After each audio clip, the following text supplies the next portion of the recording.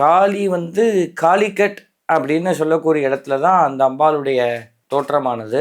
அது மருவி இப்போ கல்கத்தா அப்படிங்கிறது இருக்குது. கல்கத்தா காளிபாரி அப்படின்னு சொல்லுவாள். ஆனால் பிரத்யக்ஷ காளி யாருன்னா தட்சிணேஸ்வரத்தில் இருக்கக்கூடிய தட்சிண காளி.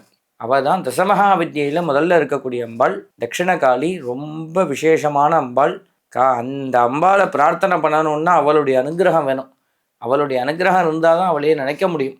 அப்படி அந்த அம்பாளை உபாசனை எடுக்கிறது அவ்வளவு சாதாரணமான விஷயம் கிடையாது. பல ஹிண்ட்ரன்ஸ் வைப்பா, அதெல்லாம் கடந்து அதுக்கப்புறம் அவளை உபாசனை எடுத்து அவள் காலை இப்படி ஒரு வாட்டி இறுக்கி பிடிச்சுட்டோம், நீ தான் கதிதாயே, எனக்கு வேற ஆளே கிடையாதுன்னு சொல்லி பிடிச்சுட்டோன்னா கடைசி வரைக்கும் நின்று காப்பாற்றுவா. அதுவே எல்லா அம்பாள்கிட்டையும் உள்ள மாதிரி தான். நம்ம ஏதாவது பண்ணிட்டோம் அவ்வளவு தான், காளி ஆட ஆரம்பிச்சிடுவா. அதோட அவள் ஆட்டத்தை அடக்கிறது அவ்வளவு சுலபம் கிடையாது. அதனால தான் நம்பலாம் பயங்கர கேஸு அப்படின்பா. அந்தளவுக்கு ஒரு உக்ரமான தெய்வம், கேட்ட வரத்தை கொடுக்கக்கூடிய தெய்வம். எல்லாம் இப்போ வந்து காளி, பிரத்யங்கரா, வாராகி எல்லாம் வந்து தாந்திரீகத்தில் உள்ள அம்பாள் அப்படின்னு சொல்லி ஒரு பேச்சுவார்த்தைகள் இப்போ போயின்ட்டுருக்கு.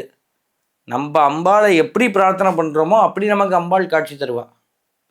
ஸோ அதனால் வந்து தாந்திரீகம், மாந்திரீகம், வைதீகம், ஆகமம் இதெல்லாம் அப்பால் பட்டது தான் நம்ம மனசு.